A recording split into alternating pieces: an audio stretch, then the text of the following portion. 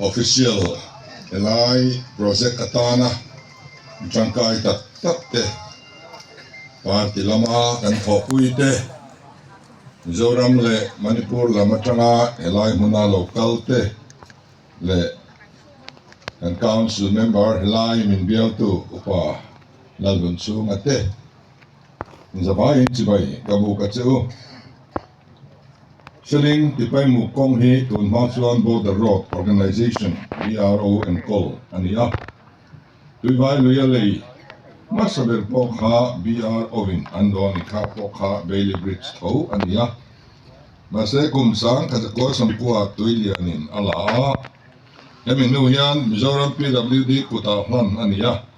Mizoram PWD hian kumsang kazakwa sampua panikhan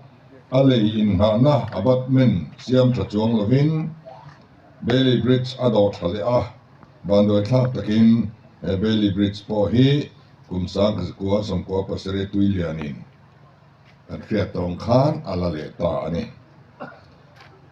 kumsang kazakwa sampua pasaria achian ma zong kachuan he kong pui hi Mizoram le Manipur in kalpona kong poi mo ber ani thina interstate bus te po tan tir alo ni to thin ani apoi mo ema bangin le do thale tur hian PWD chon ma an la le ta a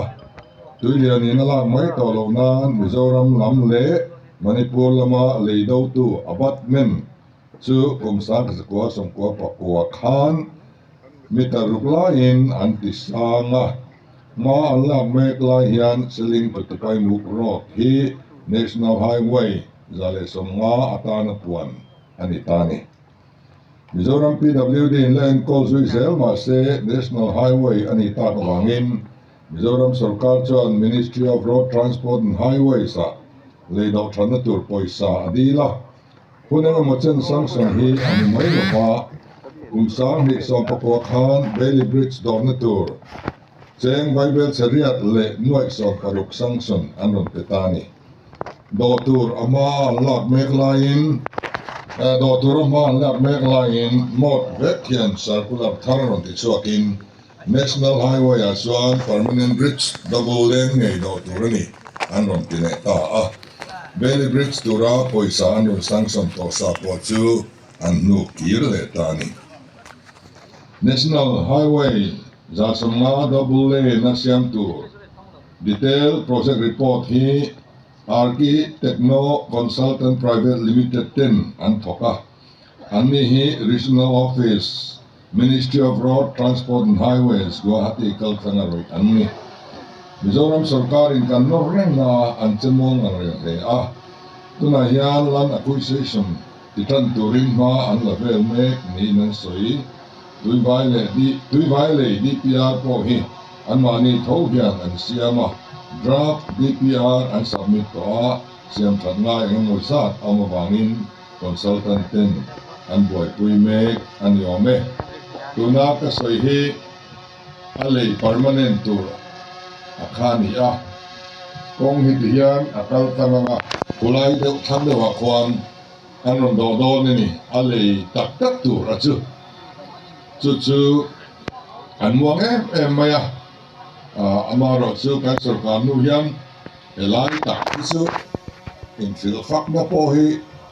alo laom che alo del dia kan jin te poin we khat wa kan la soi ngai lo ni se nak themo chu wang chuan emi kan lei hi eng chen ne adol don kan thelo aram theyang bera a lei tak tak tur helai alui tham dewa do ban bat tur hian sarkar ma kan la angaya le linga ma po hi chu kan bo sui tur kan ngai poi mo tur pesinga kan lo nei to don ani kan fiat thawangin tem lai dewa tang khan Manipur kanu nau ten har san nam to ka himna sangin Mizoram mikam takan pheya mi puin mamo bumrua po Mizoram kalkana la lu vet aloni ta a bu fai thengin aloni ta ani Impal Airport le hospital te an bamang thei to silova Lengpui Airport te Aizolama hospital te chu an pan thei nai vai an ni ta a mamo engkim Mizoram lam atanga la lu vet atula chu ti lain sin zo lam kong chau khi kum khua na kan man the ong chun ani bok si a hele siam that hi alo tu ta le mai ani abik takin Persol district mi pui tan chuan kong hi economic road lifeline atlingang Chief Minister kani nuwa Manipur lamu nauten minron mo piangin tuiwai le do tur hian min ngen de usel ani chu tiang taka poi mo ne wang chuan Ministry of Road Transport and Highways lamin permanent la do tumin buang farm ra in ma an la mek ti kha chumin sum le koi sen ko ba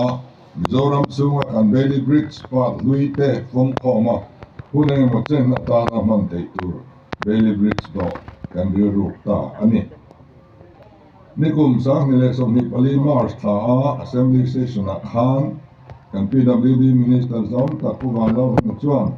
tui vai luya Bailey Bridge do kai ani tu hi apuanga ma ko la zui gal ani MBT lai le amalam le anu hian ulan mo pe pun te hian ngai koi mo bera aneya min fil se reng ngai ni ani wang hi ani bul pui em ani nang ma ni ai na ha le zo ko ti mai turin le ke halai bi la hindi na tu mani mo te ka ti rum ma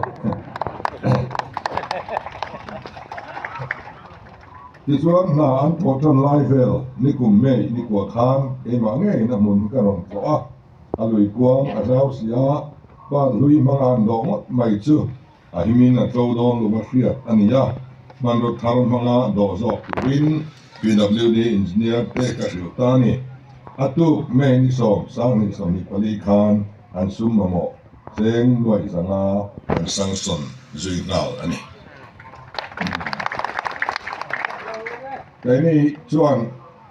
tender ti vel sang tom lo ti vel ka kan sop ka ta kan do mai ne tin helaya vaibel singa helai ko local kan kan engineer te kha Mizorama Bailey Bridge sei bertur anisia man ro hui ma kan do chuan accident lo pal se kan mo por alian lutuk don a thari chu ni thei se kan du mo an tia ka tiang na chu ti in aboda kan examin mo kan pen se ya kan ti don nia kan tia ka hon thap la ya nan ho tu ta ka fi na la atu ka kan sang som mal ani ka ti lai ka kan lai thap tong khan em tu campaign lai ni ka tiang lam soi kha oi ani lo min hek le mai o mango ka ti de wa ma se lungin tan huam kha ka soi ve pop mai ni naman mo tha big le koi mo big ka kan mai awangin chat takin bo su ya kum ka po arang main an do so wa tun tha ni kan uluk takin anen china thato kan na ya goina le ma sa sia da tang kum som ni pariat na kalpung thar ni pui sarkar chuan kan lo lo kai le ta ni kong pui tha pani kan lo ni don ta hi ko ben huai mai ele sor pa ki pui te kalom puya kan PWD engineer te torim na le in pe na kalom le ani kan engineer te hi an thokrim tak me wa na pon thok sakani u rei lo te chungin an han zo maya adik tia chuan man ruwa kha hello matamala ngai sia ko ta lunga kar kai chua ra le lo tra ron do phe ngai box sia hau ta view ni chu tiang chu ania kan long la kha tui lian ni la dai mai box sia ti chuan long a po kan boi kan buaya tiang kha ania tin helai chevel om aton tonin Manipur la maniamo Mizoram la maniamo mi pui te le fly tu te in chunga kalom tak meu ani in thayang to tha in tho ve tha zabi in tho ani ten thok tu te in kana tui te in pe ei tur te in pe in tur te in pe sa te point zuk pe thin ti kan thia chu wang chuan a thok tu te tan po khan a phur omani ka ti khopa helaya mi pui te in phur awang khan kan engineer te po an ha adam sok songa an thok chak som mi te poin ka hria ani elevar lama chau ne laven zir na le risel na konga te kan in unaw na le infiat po na konga te ko than le khotlang rong bol na lam thlengin kan tangkai puinon ani chikan ngai thak ta rang khan emotionally politically le engani physically ha kong em kima ti sa le tin lunga kanin po na tur siam tu ani hele hi Ministry of Road Transport Highway in le thazok an la dok kai don ti fereng chunga kanuna har san na tur me te tran pui du na wanga kan dok kai ania wang hian in pum khat na le Unity Bridge ti te point kan han ko ania signboard te po kan han par hiala a chen khan tun ma mizowinian hun laya party pakhatara le lam tenen lungrual ta kanong ho lai ferengin Union Bridge itiang intia Union tile Unity ti khatsu til thumuna ngai la kan du am deuh chuan Union Unity Bridge te po kan tiran mel a chen khan Grace Bridge te kan tia Unity Grace Bridge te po kan ti menga chuan in ming ni chu are ya ko dan bik mi puinol hen kan nei hun alo maya aming pot hun alo nei mai chin ani Bailey Bridge te hi temporary bridge ti soi dol zo chin nei lim taken ko ngai ania ele po hi apur zo to ai rit liu theina zo fo chuan reilo te a tliang le mayang ti alom permanent bridge kan nei ma zong tuang tatakan man te nan amang tua piang ten dim takin kan mang don nia tin chinan han soi elai khole atanga ratu ron pan pheina kha tuna ka chuan atlang thina ke po zip khalin ka lam to ni voi ni lai chu are to la ma son long kan pan lowa kan kong tlang sa ha ping le ta elai tlang lung pani min su fin tu ania tuna ka chuan so ni som pui lo na tang khan eta wan bong la ma khan nia kong kha che te chin khop maya wan bong kan ho tu pa putam chuam phei chuani suang pui lo na tanga wan bonga zipa kan han chuang hi chu kong hi selu tu ka ruling pa le operation pa hi kan in kis phei no mai de chinaisuan khole ka tang hian agre po tha chun chong om da lo ni tin agre po alignment po siam nang lam anga in ari nom lova hei kan engineer la ho in anhanin bek bora na kum lama anti dewin ka ria lai ano mong khom mai tin so kong son lung rin kha lawak lawa paltlang ani lung rin kan thia tiro lung rin kan ten lo ni ma thana kal na kan ti kha enga lung rin ni nang lung rin mi ti tharau piang in kham panga azia na kha o kha la lo ni chu bang chuan khang pon na tur te po kha sial harin karing lowa kan malai thil hui poimo kalai khan au mani ti chuan kan ma mo le tak chu le kan ne a nai chuan lom thu kan na sai kia tiar kar le lamai non sai tu chu ni po le mau charin kar ti kuin non sai le don ti kha kan chiang sang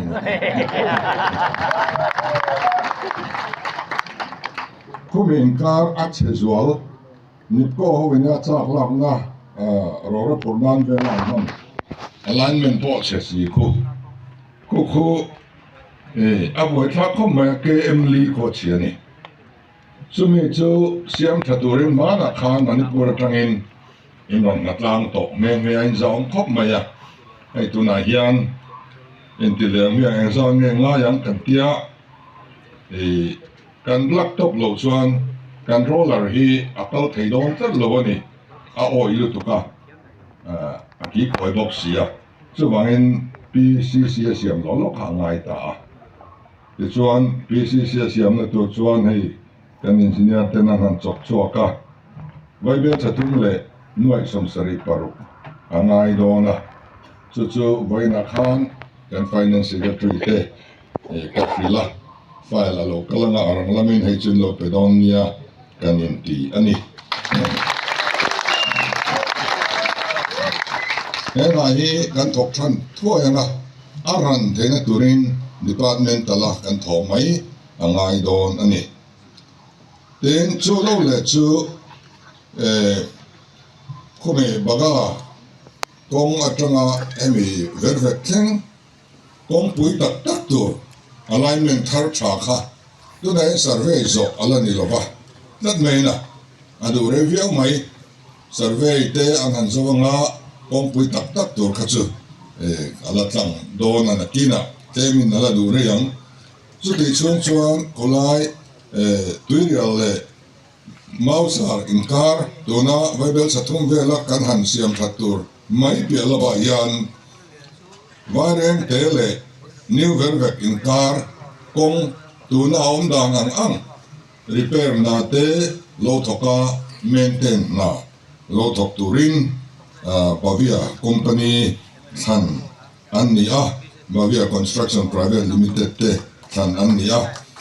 Emetan hian vaibel som pathum le nuai somruk le pariat kan da fel diam to bok ani hi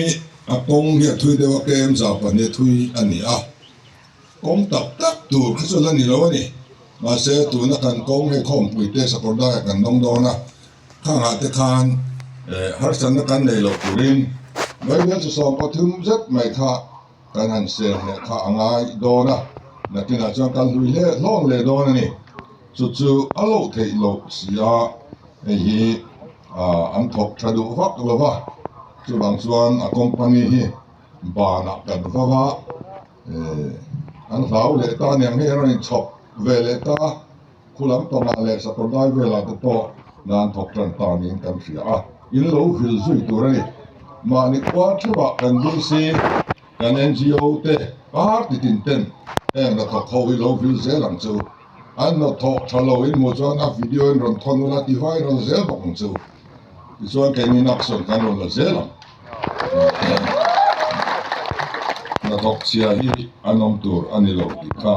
kan soidu ani ti chuan ani hian a maintain na an thok char thi thot don ani chu tin elai kong hi ni china kha kan ho tu pakhatin a soi to lei a hian bufai phurpo alo ol sam to dona tu na tang chuan kan le bar dab na kong poi tu ani bas po hi lamka ne na kan kara hianin a service du anong pat chuan kan phalani sarkar khet pui lem lovin a service ve thoi meang kha Manipur sarkar barom tu anong lova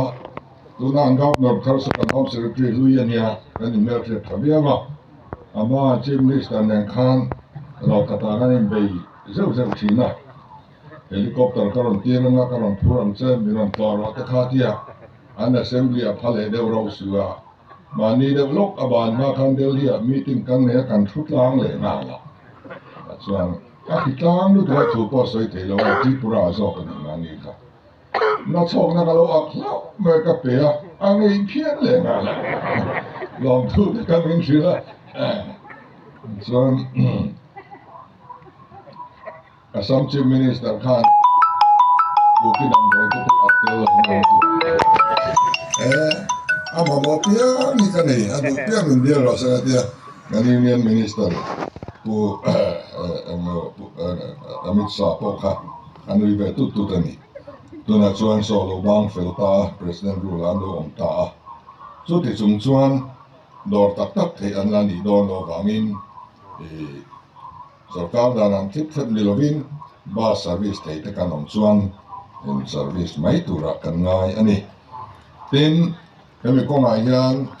damdoi te drugs te til thalo sarkar ho zong patien ho zong ele a hian kal san pui lo ni se kan du sina kan ho tu pai ni sei to mi pui ta na hele hi kan do ania kan nun na ata na thalo kan tharau ta na po thalo lak lu nan kan khal lo ani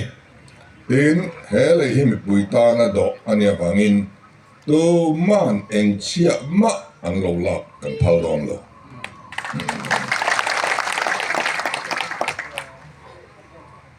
ato pera chuan lom tu sai tur atang kho mai ti pai mu road transport cooperative society te tin HOA tu chapai te HSA te tin hei Dr. Frimate te nu pa Frimate te Rung Lei Vai Su Foundation ami ruk chu te ko kan ti ve trep su ma sen khia tiam lo ka lao de wa za na ti nin fe a lai a tien cho in fact chắc là năng ni chu